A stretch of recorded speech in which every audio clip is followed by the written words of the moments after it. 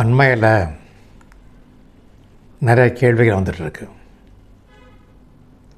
அதில் ஒன்று முக்கியமாக ஸ்டாண்ட் அவுட் ஆகுது.